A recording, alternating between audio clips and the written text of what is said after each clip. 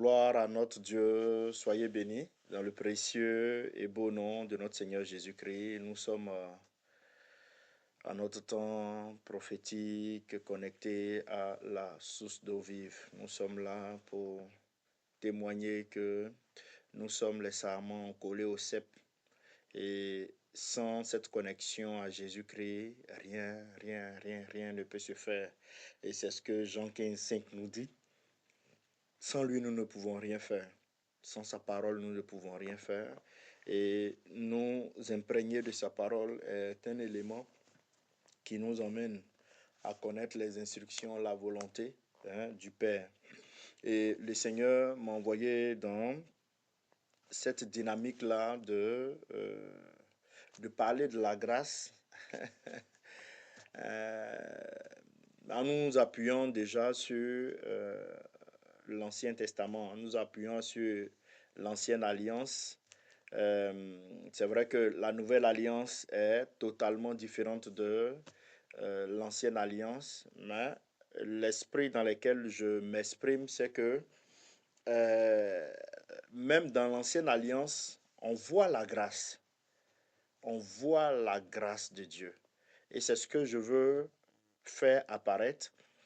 Et avec cette grâce-là qui est déjà apparente dans l'Ancien Testament, c'est plus aisé pour nous d'apprécier la grâce qui nous a été accordée dans le Nouveau Testament. Voilà, dans le Nouveau Testament.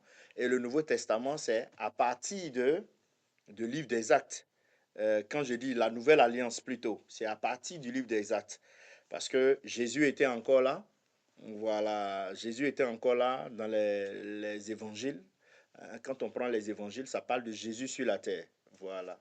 Et la nouvelle alliance va commencer après la mort, la résurrection et l'ascension de notre Seigneur Jésus-Christ. Donc la nouvelle alliance commence. Nous sommes sur cette alliance-là de la grâce par la foi, de la grâce par la foi, comme nous le dit Éphésiens 2, à partir du verset 8, nous recevons le salut par la grâce, par le moyen de la foi. C'est par ça que nous avons été sauvés. Donc nous sommes dans une dimension de la grâce à ce niveau-là. Mais on voit que déjà dans l'Ancien Testament, la grâce apparaissait. Puisque l'Ancien Testament, c'est l'homme des choses à venir pour dire que le plan de Dieu est un plan qui est cohérent, qui est juste, qui est puissant, qui est vrai. Nous avons un Dieu qui ne peut pas se tromper. Nous avons un Dieu qui est saint en tout temps. Voilà. Et nous avons eu une première réflexion que nous avons dénommée partie 1, c'est-à-dire la grâce à la lumière de Deutéronome 28. Nous avons réfléchi sur les deux premiers versets de Deutéronome 28 qui donnent les conditions de l'obéissance, les conditions de la bénédiction, c'est-à-dire tu obéis à la voix de l'Éternel ton Dieu en observant et en mettant en pratique. Voici les bénédictions. Et quand on part du verset 3 au verset 14, les bénédictions sont données. Aujourd'hui, nous allons réfléchir sur le verset 15 parce que c'est un tournant nouveau. Voilà, c'est un tournant nouveau. Et comme je l'ai dit la dernière fois, nous avons 15 versets, ou bien 14 versets qui parlent de bénédiction, et puis 45 versets. 45 versets, parce que Deutéronome 28,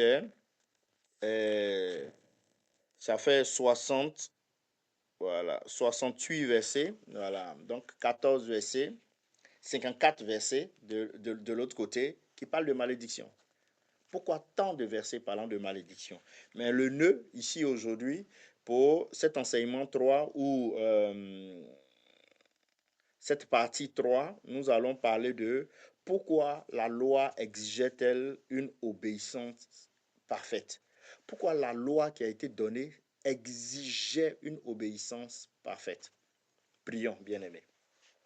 Excellent Père, nous bénissons ton Saint-Nom. Nous te rendons toute la gloire. Nous te remercions, Papa, pour ce moment. Saint-Esprit, prends le contrôle, dirige cet instant, révèle-nous les mystères cachés et que la gloire ne revienne qu'à notre Dieu. Excellent Père, c'est dans le nom de Jésus que j'ai prié. Amen. Bien-aimé, Deutéronome 28, le verset 15. Voilà. Deutéronome 28, le verset 15. Et la réflexion dans laquelle je nous envoie pourquoi la loi exigeait-elle une obéissance parfaite? Voilà. C'est un aspect, généralement, qu'on ne met pas en avant. Quand il y a une loi, oh, il faut respecter les lois.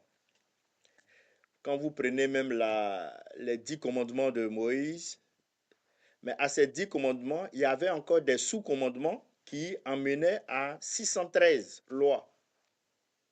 À 613 lois. Ces 613 lois, waouh! Est-ce qu'un homme, bon, ça c'est moi qui me pose la question avant d'aller à la Bible, est-ce qu'un homme peut obéir à tout ça? Même regarder dans nos maisons, tu fixes même des règles hautes, les enfants n'arrivent même pas à obéir à tout. Est-ce pour autant que tu vas chaque fois punir les enfants? Est-ce pour autant que chaque fois tu vas jeter la punition sur les enfants? Ce sont des interrogations. Deutéronome 28:15 dit, mais si tu n'obéis point à la voix de l'Éternel ton Dieu, si tu n'observes pas et ne mets pas en pratique tous ces commandements et toutes ces lois que je te prescris aujourd'hui, voici toutes les malédictions qui viendront sur toi et qui seront ton partage. C'est fort. C'est fort. Nous avons vu là 14 premiers versets de Deutéronome 28 qui ont décrit les bénédictions promises à Israël dans le cadre de l'alliance qui a été conclue avec Dieu. Voilà. Et le verset 15 que nous sommes en train de lire, que nous venons de lire, sur lequel nous allons nous arrêter pour réfléchir, ce verset 15-là c'est comme un contournement ou bien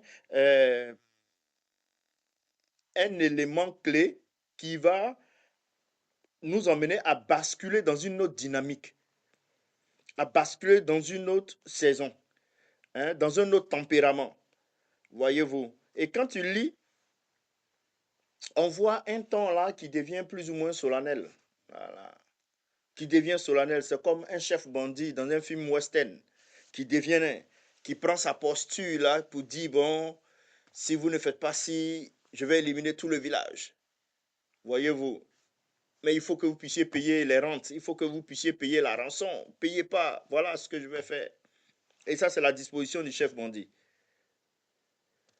Alors que, après les promesses des 14 premiers versets, viennent quoi? Des avertissements concernant les conséquences de la désobéissance.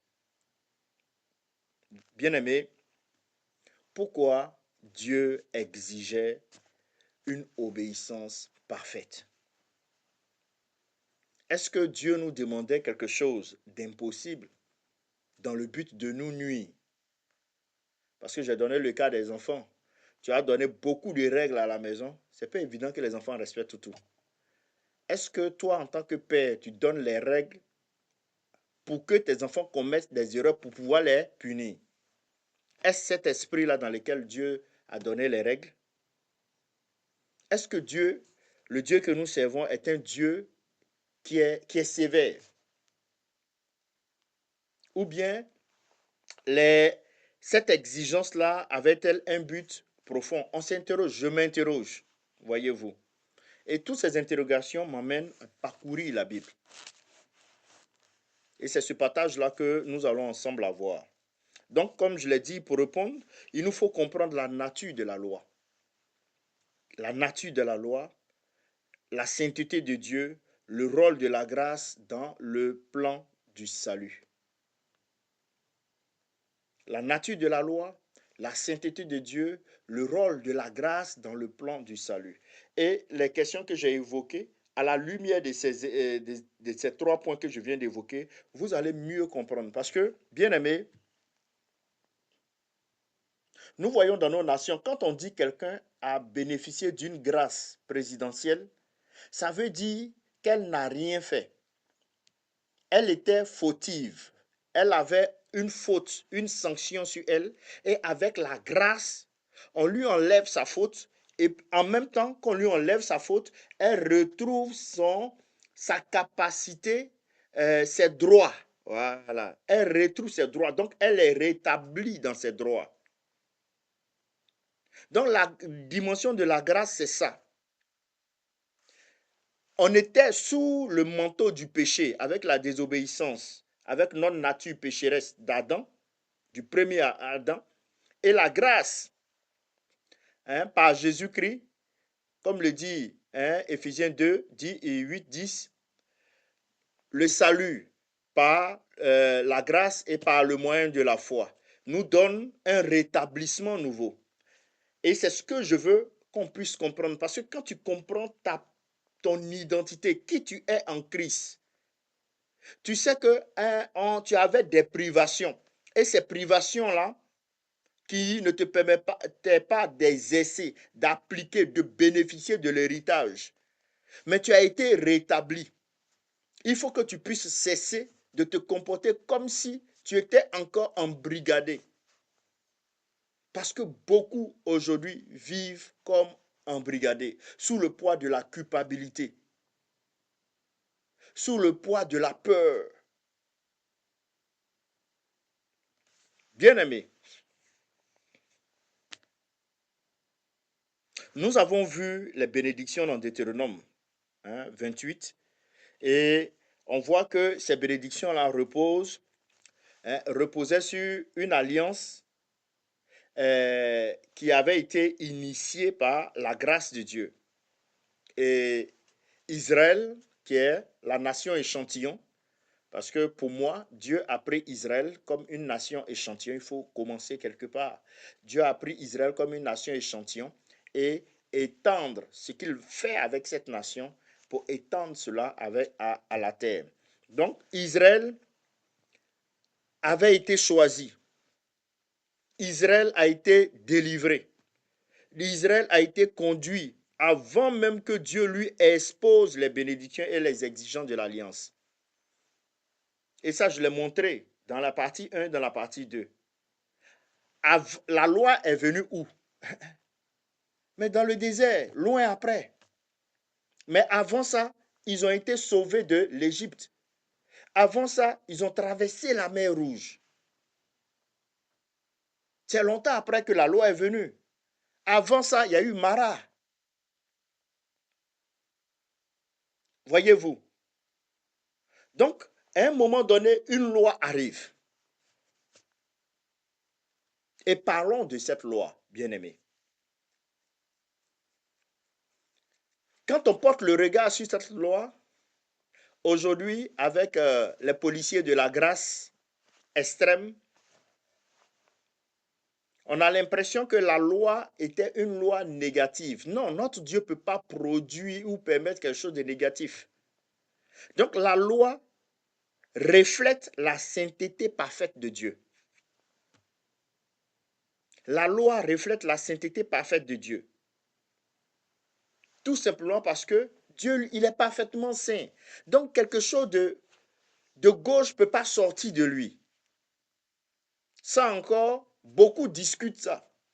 Parce que d'autres croient que Dieu leur envoie la maladie, d'autres croient que Dieu leur envoie les échecs, Dieu fait exprès pour faire échouer leur entreprise, Dieu fait exprès pour faire échouer leur mariage, d'autres croient ça. C'est pourquoi dans un contexte, on dira alakado, alakata.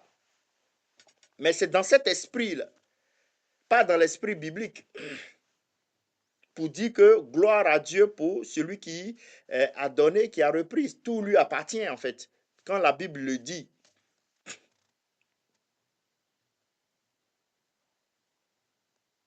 Dieu ne peut pas diminuer ses exigences, bien-aimés, car il ne peut pas régner sa propre nature.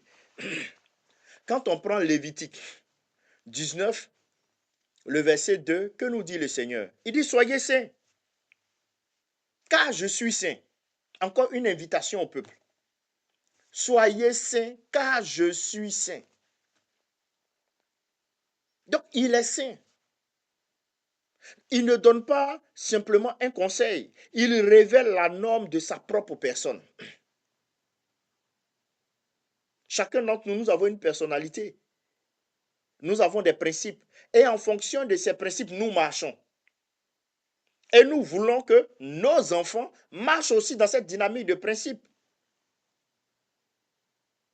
C'est pourquoi chaque fois j'appelle à à l'intégrité, à la constance, au respect, parce que je suis dans ça. Donc, imaginez Dieu qui est saint. Il dit, soyez saints. Excusez-moi. Car moi-même qui vous parle là, qui vous demande d'être saint là, je suis saint. Bien aimé, la loi est donc le reflet de la perfection divine. La loi qui a été donnée. La loi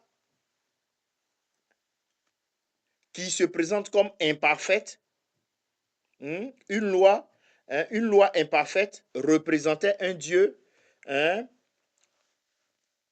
on va dire un Dieu imparfait. Si la loi était imparfaite, ça allait représenter un Dieu imparfait. Ce que je veux vous emmener à comprendre ici, c'est quoi? C'est que c'est vous emmener à comprendre que la gravité de la désobéissance ne dépend pas seulement de l'acte qui est commis. La gravité de la désobéissance ne dépend pas seulement de l'acte qui est commis, mais de la sainteté de celui qui, hein, celui contre qui l'on pêche. Je vais reprendre. La gravité de la désobéissance ne va pas dépendre seulement de l'acte que tu as commis, mais de la sainteté de celui contre qui l'on pêche. Si tu aimes Dieu, là, tu n'as pas fait ce mal, là, tu n'as pas fait cette désobéissance. En désobéissant, implicitement, tu es en train de dire que tu n'aimes pas Dieu.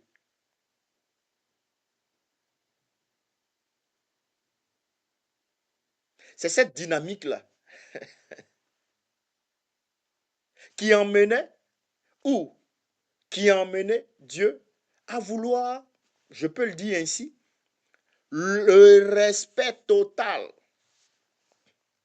de la loi. Et ça me revient.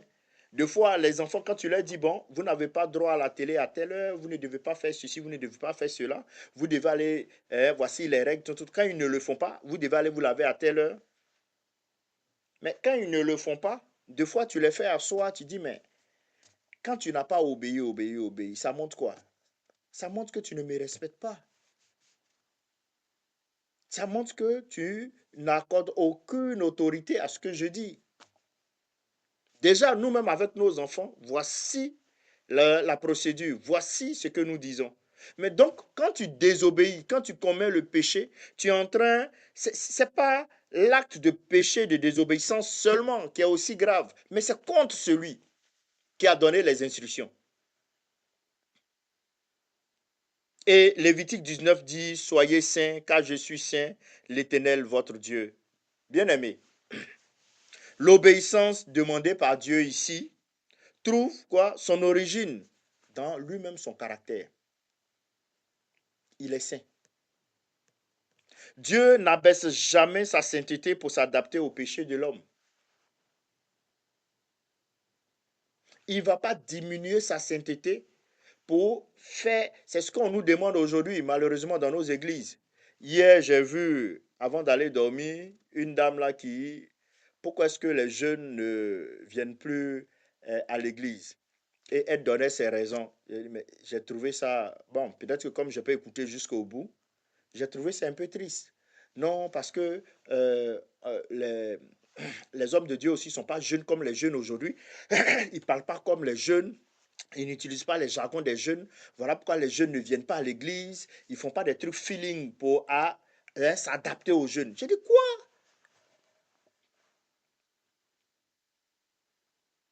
Dieu n'a qu'à diminuer sa sainteté pour être toi à la hauteur de ton désordre. Et puis là, tu vas être content. Et quand il pense à ça encore, c'est en train de me truc. Donc, il faut faire une église qui est adaptée aux jeunes. Comme on dit aujourd'hui, c'est la tendance là. Ceux qui viennent de l'Occident, ils ont porté des dreux, des autres, des tatouages. Donc il faut faire une église. Oui, non, bien-aimé. Non, non, non, non, non, non, non. La Bible forme, hein, éduque, corrige pour que la société ait des personnes bien éduquées dans tous les secteurs d'activité. Ce n'est pas au niveau de l'école de formation sincère. Ce n'est pas là qu'on va venir traficoter la formation des jeunes. Mais ils vont devenir quoi dans la société qui est déjà méchante? Cette société qui est déjà perverse. Si au niveau de l'Église, on doit diminuer les standards de Dieu pour être à la hauteur des jeunes, pour qu'ils soient fashion et puis ils vont être là. Mais qu'est-ce qu'ils vont devenir demain? Demain, ils vont aller dans la société, ils vont demander à ce que les règles de cette entreprise, on les adapte à leurs humeurs. On les adapte à leurs humeurs, à leurs émotions, à leurs feelings, à comment est-ce qu'ils se ressentent aujourd'hui.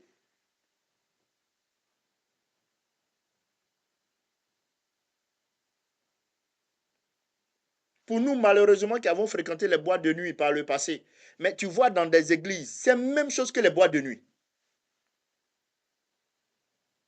C'est vrai, ça plaît aux jeunes. C'est la seule chose peut-être qu'ils n'ont pas dans l'immédiat, c'est l'alcool dans leurs mains. Mais pour d'autres, ils boivent déjà à la maison avant de venir, c'est déjà dans leur corps. Maintenant, comme ils viennent, ils ont la sensation, ils ont la lumière, ils ont les trucs, ils se sentent à l'aise.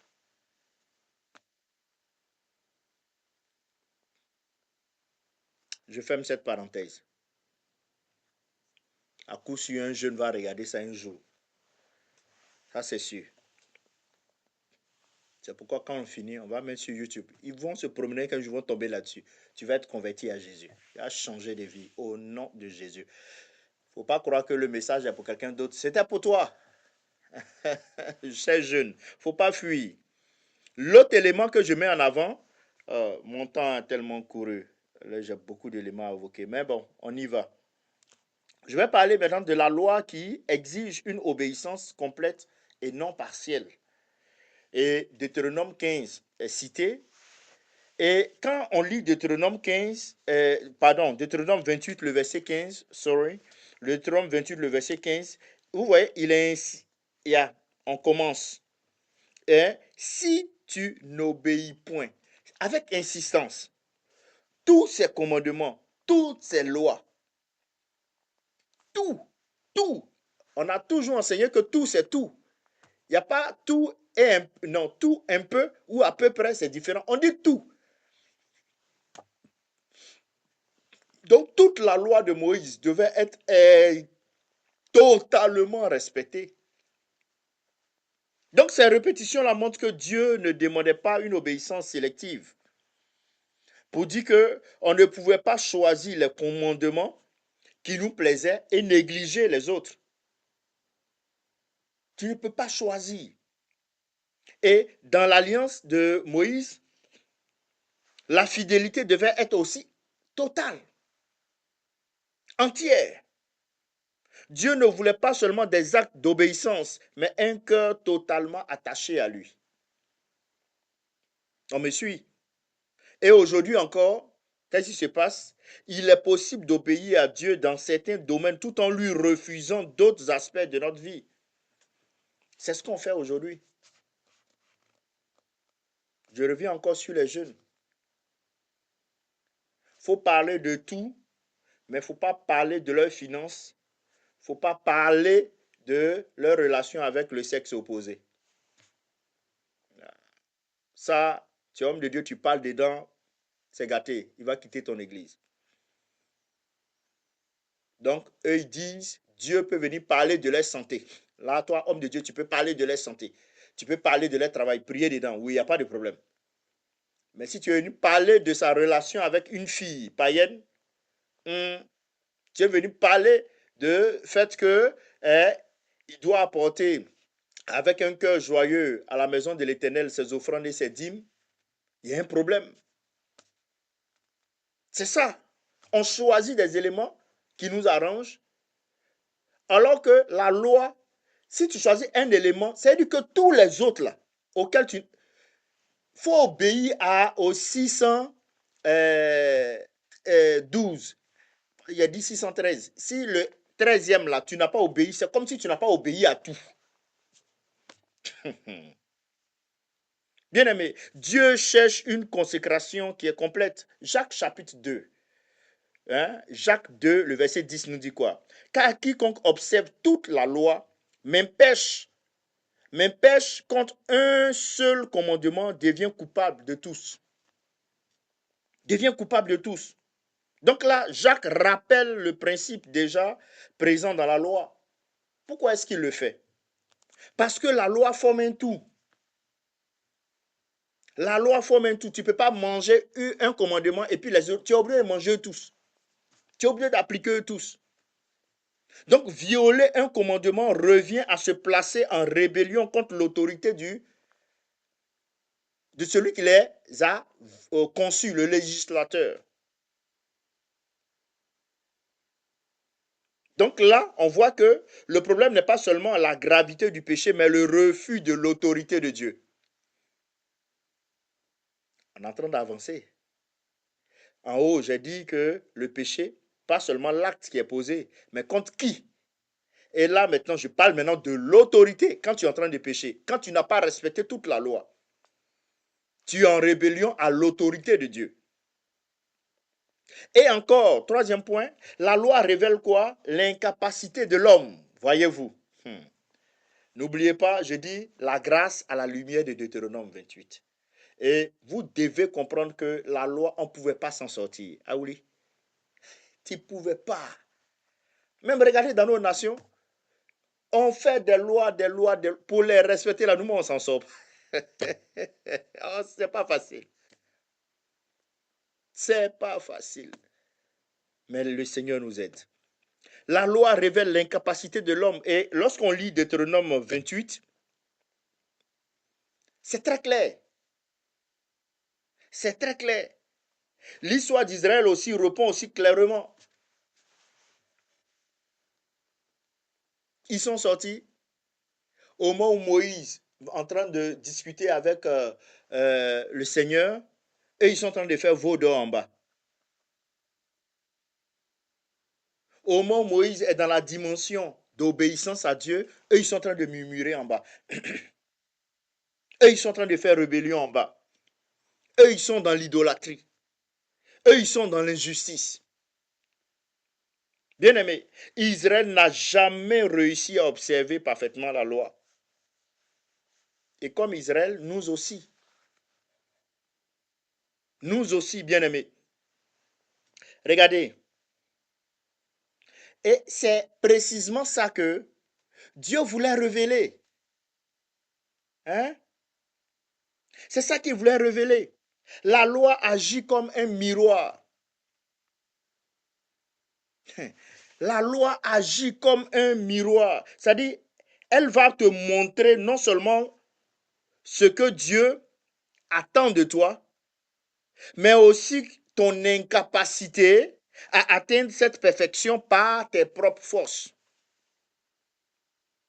Et on verra que c'est la loi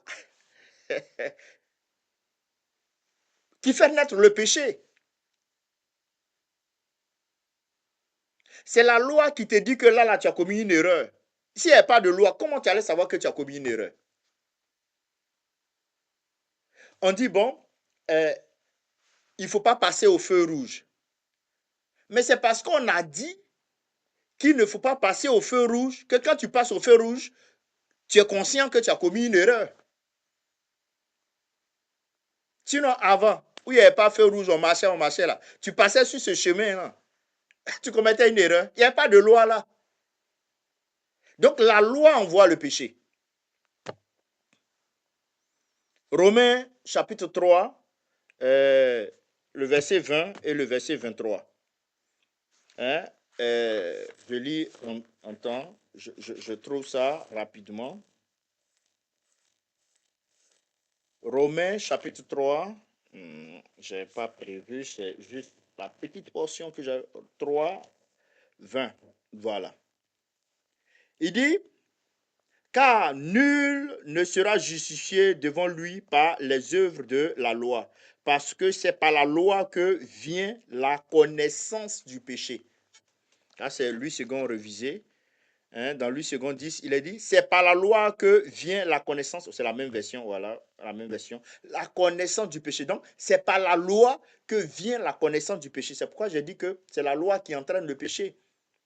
Et le verset 23 nous dit ceci, car il n'y a pas de distinction, c'est ça, hein, distinction, tous ont péché et sont privés de la gloire de Dieu. Tous, car tous ont péché et sont privés de la gloire de Dieu. Tous. Mais gloire, c'est-à-dire nous tous, il n'y a pas un. On a tous péché, on est privés de la gloire de Dieu. Bien aimé, la loi,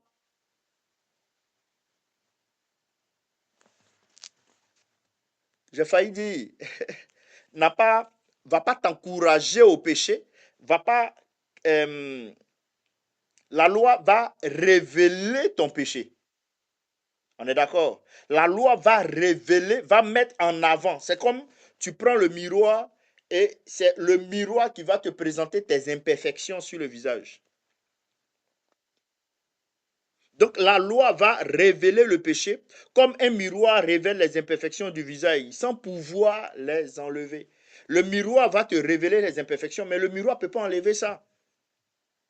La loi révèle le péché, bien aimé, sans pouvoir le guérir. La loi de Moïse va révéler le péché sans pouvoir le guérir. Et comme la loi ne peut pas guérir le péché qu'elle a révélé, bien aimé, la porte de la grâce s'ouvre. La porte de la grâce s'ouvre parce que tu ne peux pas le faire de toi-même. Donc la loi conduit l'homme à reconnaître son besoin de la grâce. Regardez, si personne ne peut parfaitement obéir, pourquoi Dieu a-t-il donné la loi? Je lance la question, chacun peut développer. Mais moi je dis, parce qu'elle devait conduire l'homme vers la grâce. Pour que tu puisses comprendre que de par tes forces, là, tu ne peux pas atteindre tes objectifs. De par tes forces, tu ne peux pas accomplir la mission que Dieu t'a donnée. De par tes forces, toi-même, là, tu ne peux pas prendre autant soin de ta famille. Non. De par tes forces, tu ne peux pas avoir des réalisations en tant que telles. De par tes forces, de par tes œuvres. Non. Mais le but de la loi, c'est que tu puisses découvrir ton incapacité. Et quand c'est pas pour te minimiser, mais c'est pour que tu puisses reconnaître que sans Dieu, c'est pour que tu puisses reconnaître Jean 15, 5. Jésus dit, sans moi, vous ne pouvez rien faire. C'est pour que tu puisses reconnaître que ton incapacité, hein, à compter sur toi-même, c'est-à-dire à faire les choses par toi-même. Tu dois cesser de compter sur toi, mais compter sur Dieu. C'était l'objectif de la loi. Donc, il apprend à dépendre entièrement de Dieu. Quand tu reconnais maintenant que tu es limité, quand tu reconnais maintenant que tu n'as pas assez de force, mais tu vas t'appuyer sur le roc. Bien aimé, la loi prépare ainsi le cœur à recevoir le Sauveur. À recevoir le Sauveur. Et Galates chapitre 3, le verset 24 dit, ainsi la loi a été comme un pédagogue pour nous conduire à Christ, afin que nous fussions justifiés par la foi. Afin que nous fussions justifiés par la foi. Tout simplement parce que, bien aimé, dans le monde antique, le pédagogue conduisait l'enfant jusqu'à son maître. Quand vous allez regarder les films, les Perses, les films romains d'antan, vous allez dans la Grecque ancienne, vous allez voir, on formait, même si vous regardez le film Les 300, vous allez voir, il y avait les pédagogues qui vont, même dans la Grèce aussi, à Rome aussi, c'était pareil. Hein, ils vont former les enfants, hein, pour les conduire jusqu'à à leur maître. Voilà. Donc, la pédagogie était, chacun avait son maître. C'est pourquoi, facilement, on va parler de, le nom m'échappe, mais celui-là qui a été le maître de Paul dans la Torah. Voyez-vous. Et c'était ce qui était dans le temps. Donc, de la même manière, la loi conduit le pécheur jusqu'à Jésus. De la même manière, le pédagogue conduisait l'enfant jusqu'à son maître. Et dans le monde antique, aujourd'hui, la loi, bien aimé, conduit le pécheur à Jésus. La loi ne peut pas te sauver. La loi te prépare au salut. Parce que la loi va te montrer tes limitations, ton incapacité.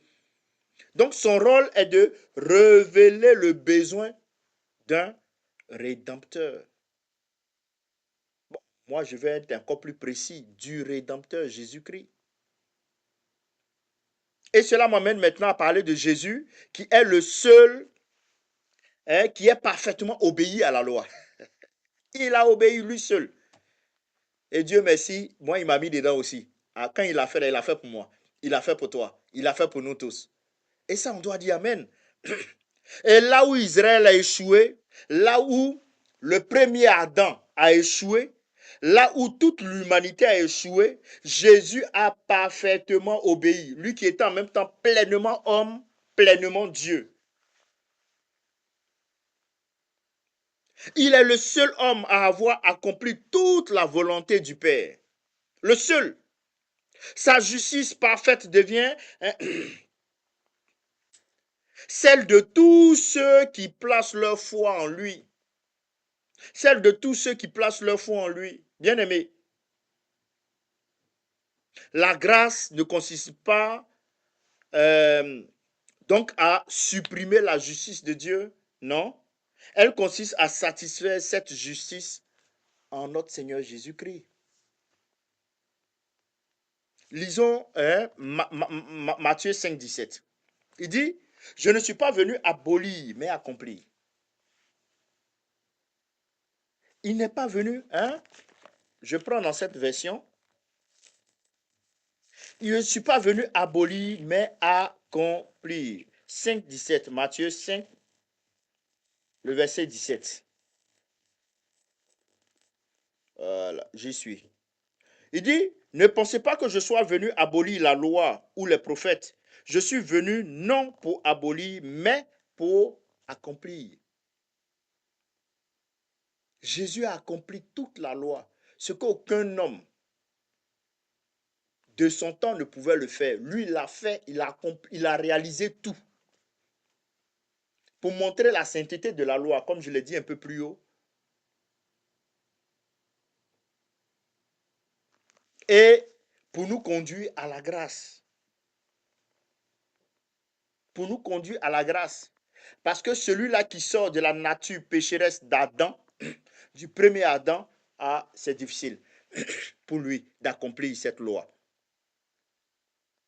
Jésus n'a pas annulé la loi, il l'a accompli parfaitement. Hébreux chapitre 4, le verset 15. Hébreux 4, 15 nous dit quoi? Il a été tenté comme nous tous, en toutes choses, sans commettre le péché. Il a été tenté comme toi, comme moi. Il a été tenté. Il a été tenté, mais n'a pas commis le péché. Jésus est le seul homme parfaitement obéissant. 2 Corinthiens chapitre 5, le verset 21 dit aussi, celui qui n'a point connu le péché, il l'a fait devenir péché pour nous, afin que nous devenions en lui justice de Dieu. Afin que nous devenions en lui justice de Dieu, bien-aimés.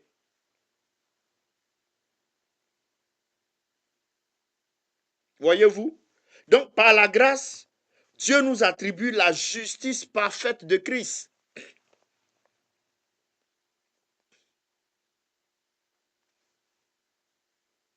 Par la grâce, Dieu nous attribue la justice parfaite de Christ. Et cela m'amène à mon autre point, disant que sous la grâce, l'obéissance change maintenant de motivation. Sous la loi, L'obéissance avait pour motivation d'avoir juste les bénédictions. Si tu veux être béni, obéis. Donc, que tu aimes Dieu, que tu n'aimes pas Dieu, on dit d'obéir seulement, tu vas voir ça. Tu es dans une classe. Peut-être que tu n'as aucun respect pour ton professeur, mais il t'a donné des règles. Si tu respectes les règles, tu as la moyenne, tu avances. Mais sous la grâce, l'obéissance change de motivation. Bien aimé, sous la loi, j'obéis pour demeurer dans l'alliance mosaïque et bénéficier de ses bénédictions. Alors que sous la nouvelle alliance, j'obéis parce que Christ m'a déjà sauvé et que son esprit habite en moi. Christ a déjà sauvé. Donc, tu n'obéis pas parce que tu es à la recherche de bénédiction. Mais tu obéis parce que tu as été déjà sauvé et béni. C'est ça la grâce. Tu as été sauvé déjà, tu as été béni déjà. Éphésiens 1, 3 dit que tu es béni de toutes les bénédictions célestes. Tu es déjà béni. Donc tu ne viens pas prier pour les bénédictions. Tu ne viens pas jeûner pour les bénédictions. Tu jeûnes, tu pries parce que tu es déjà béni. Vous voyez, parce que tu es déjà béni, c'est ce que dit la Bible.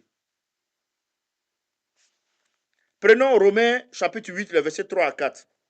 Il dit, car chose impossible à la loi, parce que la chair la rendait sans force, Dieu a condamné le péché dans la chair, afin que la justice de la loi fût accomplie en nous qui marchons selon l'esprit. En nous qui marchons selon l'esprit. Voilà. Qui marchons selon l'esprit. Bien aimé, la loi était parfaite, mais l'homme était incapable de l'accomplir à cause de la nature pécheresse. Et ce que la loi ne pouvait pas produire, Dieu l'accomplit par Jésus-Christ, par le Saint-Esprit qui transforme le croyant que nous sommes.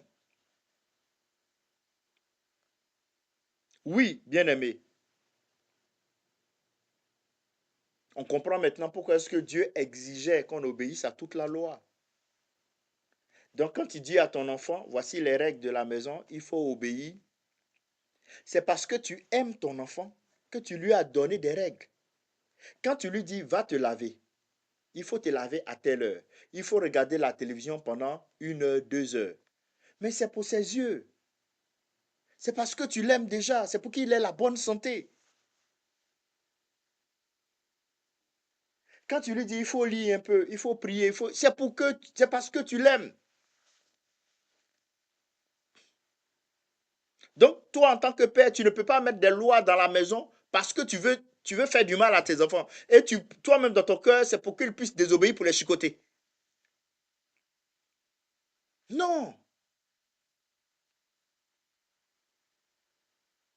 bien aimé. Le, la grâce à la lumière de Deutéronome 28, la troisième partie. Aujourd'hui, nous sommes en train de parler de pourquoi la loi exigeait-elle une obéissance parfaite. Nous avons vu plusieurs éléments et à Dieu merci, j'ai eu le temps de finir, je pensais ne pas. Les conseils que je peux donner avant de conclure. Nous devons reconnaître que personne ne peut être justifié devant Dieu par ses propres œuvres. Mais si vous faites un tour dans certaines religions, aujourd'hui, certaines religions croient que par leurs œuvres, elles seront sauvées. Elles croient que par leurs œuvres, elles seront sauvées. Personne, même elles-mêmes, leurs lois dans leur religion, là, elles n'arrivent pas à respecter. Elles n'arrivent pas à respecter. Tu ne viens pas prier pour avoir des bénédictions. Bien aimé, nous sommes ici en Occident. Les hindous, là, ils sont 1 milliard et quelques. Ils prient, hein? Les gens peuvent prier de façon continue pendant 9 heures. Et puis ils prient encore 9 heures du temps. Toi qui es chrétien, tu pries pendant 9 heures. Mais ils sont pauvres. On est d'accord? Donc, ce n'est pas la prière qui donne la bénédiction. Mais tu dois prier. Pourquoi? Parce que tu es déjà béni.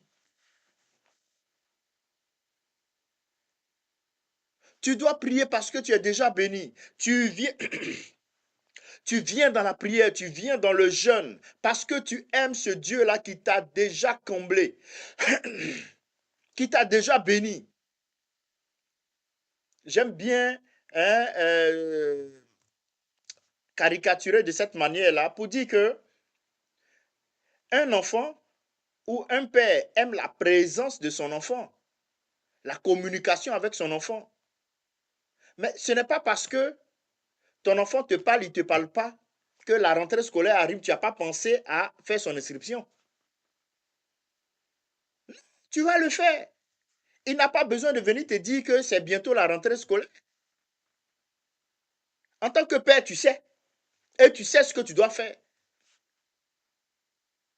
Mais ça te plaît qu'il vienne te voir pour dire, bon, ah, papa, aujourd'hui, là, le sac, là, j'aurai un sac de quelle couleur? J'aurai un crayon de quelle couleur? Ça, ouais, ça te plaît. Parce que tu as envie de parler avec ton enfant. Et c'est dans cette dynamique que Dieu nous veut, dans la prière. Pas parce que notre prière, nos jeunes font bouger Dieu. Ça ne fait pas bouger Dieu. Dieu a déjà bougé. Il a déjà fait ce qu'il devait faire par Jésus. Jésus est mort, ressuscité. Et par son sang, par sa vie, sa résurrection, nous sommes bénis de toutes les bénédictions célestes.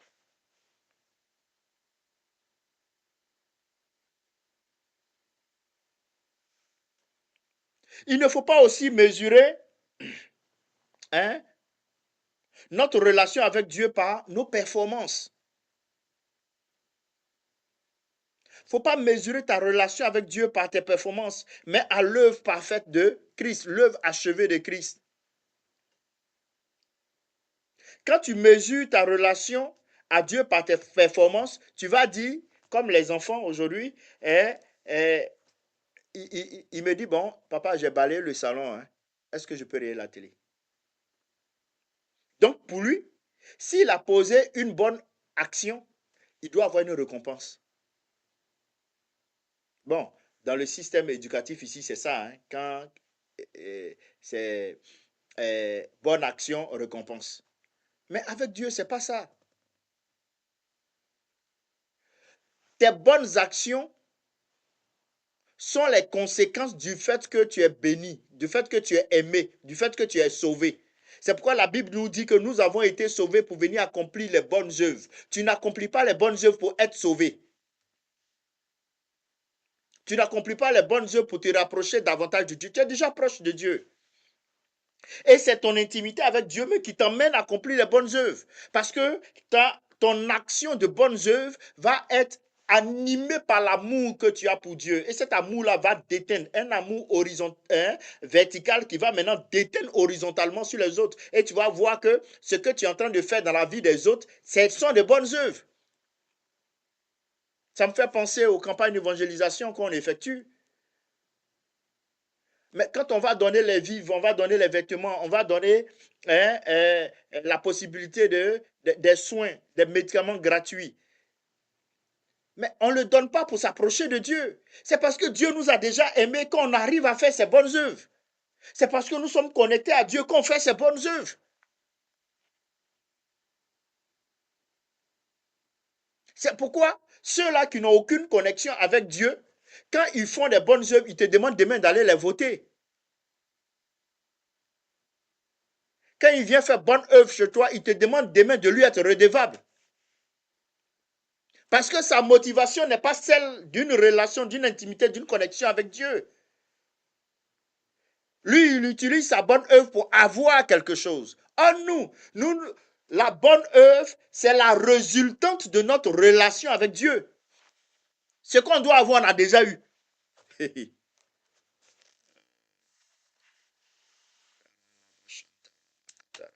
Il faut aussi laisser la grâce produire une obéissance qui est sincère, une obéissance qui est motivée par l'amour, une obéissance qui n'est pas accompagné ou dirigé par la peur. Non, tu ne fais pas du bien par peur, par menace, non, comme les autres le font. Sinon, tu vas te comporter comme Anania et Saphira. Tu vas vouloir faire comme les autres, alors que ton cœur n'est pas disposé. Et tu vas faire mien, mien, mien, mien, mien. Le Saint-Esprit va te limer. Bon, aujourd'hui, avec la grâce, le Saint-Esprit ne lime pas comme ça.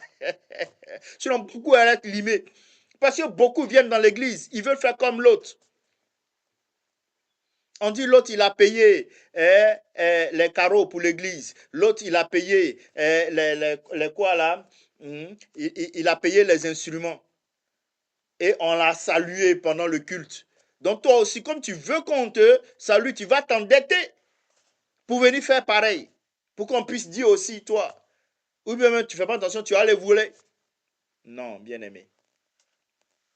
Bien aimé. Il faut développer une vie de dépendance envers le Saint-Esprit. De dépendance envers le Saint-Esprit, car c'est lui qui rend possible une vie conforme à la volonté de Dieu. Oui. Et enfin, annonce l'évangile avec humilité. Si nous sommes sauvés, c'est uniquement par la grâce. C'est pas parce que tu es meilleur. C'est pas parce que tu es plus beau, plus belle. C'est pas parce que tu es le plus intelligent. C'est par la grâce, c'est par la grâce, c'est par la grâce. C'est par la grâce. Bien aimé. Deutéronome 28, le verset 15. C'est seulement le verset 15.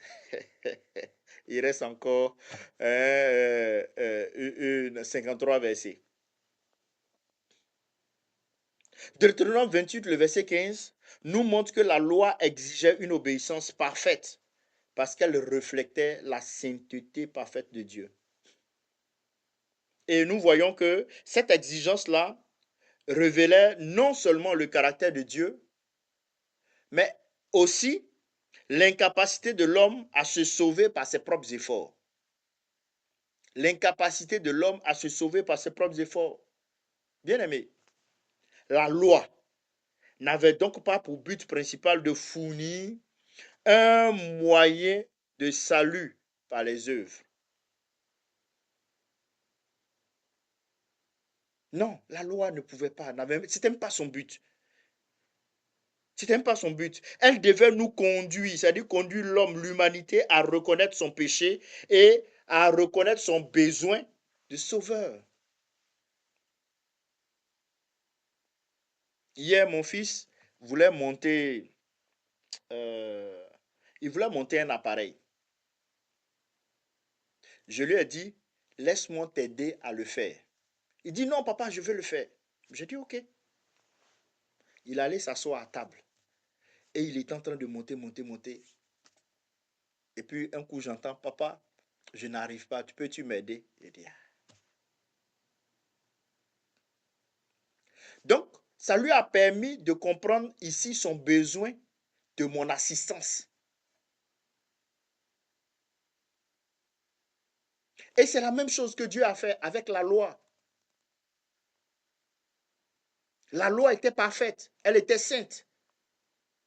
La loi avait pour but d'emmener les hommes à comprendre qu'ils ont besoin de Dieu. Ce n'est pas par leurs œuvres qu'ils vont avoir la délivrance. Ce n'est pas par leurs œuvres qu'ils vont avoir le salut. Ce n'est pas par leurs œuvres qu'ils vont avoir les bénédictions. Non, la loi te conduit à la recherche du Rédempteur, Jésus-Christ.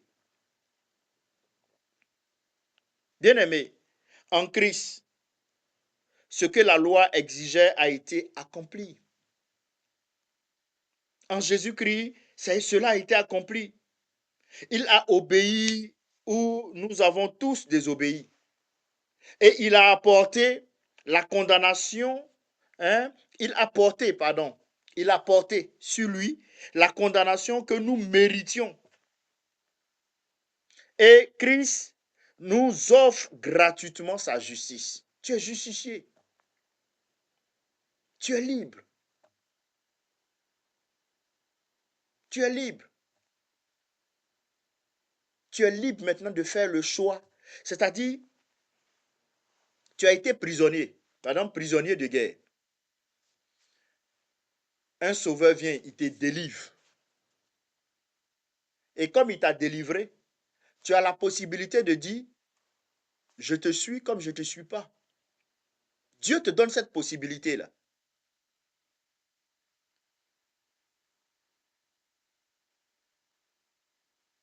Le jeune homme riche dans la Bible, Dieu lui a dit, va avant et suis-moi.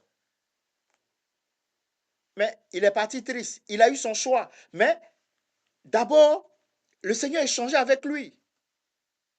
Il a été délivré des questionnements qu'il posait. Il a été délivré.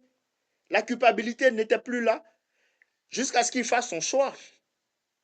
Le fou de Gadara, Dieu l'a délivré. Jésus l'a délivré. Et Jésus lui dit, va vers. Donc quand Jésus te délivre, il te délivre et il te donne maintenant l'opportunité du libre arbitre de choisir de le suivre volontairement ou pas, sans contrainte. Sans contrainte.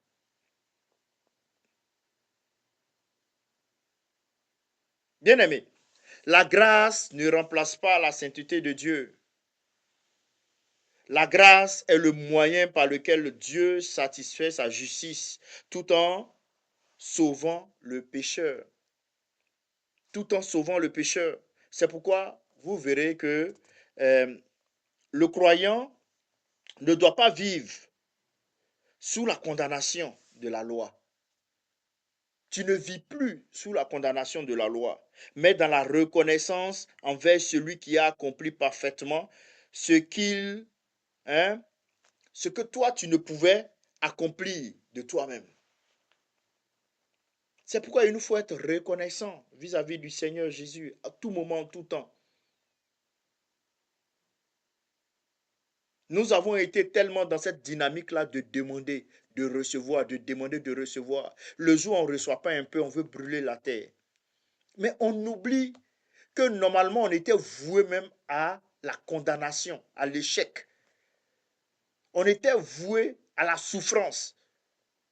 Et aujourd'hui, tu as le droit même, hein, tu as la capacité parce que tu as été sauvé, de chercher, de te promener. Et quand tu n'as pas certaines choses, tu veux remettre tout en cause. Alors que tu es béni. Tu es béni.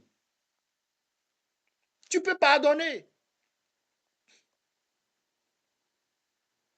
Dernièrement, le Seigneur me soignait d'une douleur là. Euh, Quelqu'un disait, si tu prêtes de l'argent à quelqu'un que tu n'es pas prêt à perdre cet argent, il ne faut pas jamais prêter ton argent. J'ai dit, waouh, c'est fort. Il dit oui.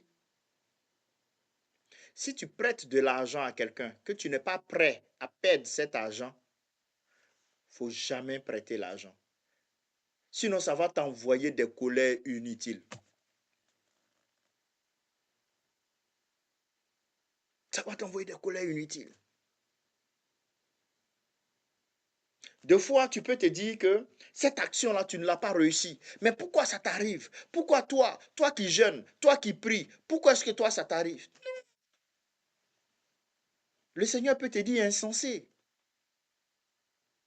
Tu devais être mort, tu devais avoir tel accident, je t'ai gardé, je t'ai protégé dans la dimension spirituelle. Les anges combattent pour toi. Le ciel est ouvert sur toi, la provision divine dans laquelle tu marches. Et quand tu regardes, hein, dans cette vie, tu regardes dans le monde, il y a des endroits où la famine frappe, les gens n'arrivent pas du tout à avoir à manger. Et c'est sérieux. Toi, tu as du quoi à manger, tu choisis ce que tu veux manger, tu refuses ce que tu veux manger. Mais parce qu'aujourd'hui, tu n'as pas eu ceci, tu n'as pas eu cela, tu veux remettre l'amour de Dieu en cause. Bien-aimé, la loi était sainte. Dieu exigeait à ce qu'on respecte toute la loi. Et la loi avait pour but de nous conduire au Rédempteur. Le Rédempteur est venu, il a accompli toute la loi pour nous. Et en lui, nous sommes, par la grâce, nous sommes rentrés dans les félicités, rentrés dans les bénédictions de l'Éternel notre Dieu. Donc tu es béni. Et tu es béni de toutes les bénédictions. Ne sois plus sous le poids de la culpabilité. Ne sois plus sous le poids du péché. Le péché a été vaincu. à la croix. Donc tu as la capacité de résister au péché, de refuser le péché. Tu as la capacité de pardonner. Tu dois avoir maintenant cette intimité-là avec le Seigneur. Que le Seigneur nous bénisse. Que sa grâce, sa faveur soit notre partage. Nous poursuivrons avec notre réflexion pour finir Deutéronome 28, parce que nous voulons présenter la grâce à la lumière de Deutéronome 28. Que le Seigneur vous bénisse, que sa grâce, sa faveur soit votre partage, maintenant et toujours, au nom puissant de notre Seigneur Jésus-Christ. Amen. Excellent Père, nous te disons grand merci. Merci pour ce moment. Merci pour ta grâce. Merci pour les révélations. Merci pour ton enseignement. Merci pour l'édification. Merci parce que Père, tu nous emmènes à édifier, à fortifier, à enseigner, à glorifier ton Saint-Nom. Sois élevé. Que cela nous emmène à marcher d'une manière qui t'honore, qui te glorifie, et que nous soyons conscients de ta présence et de ton amour pour nous. Tu es un Dieu bon. Tu as toujours été bon et tu seras continuellement bon parce que tu ne changes pas. Hier, pareil, tu étais. Aujourd'hui, pareil, tu es. Demain, pareil, tu seras. Tu ne changes pas. Tu ne fais rien de mauvais. Tout ce que tu fais est bon en tout temps. Gloire te soit rendue. Merci pour ma vie. Merci pour la vie de mon frère et de ma soeur. Merci pour ma nation. Merci pour nos différentes nations. Excellent. Père, c'est dans le nom de Jésus que j'ai prié. Bien-aimés, ensemble, nous pouvons glorifier le Seigneur en disant Amen, Amen, Amen, Amen. Que le Seigneur vous bénisse abondamment. Merci, révérend. Merci d'être là. Et à très bientôt. Merci. Au revoir.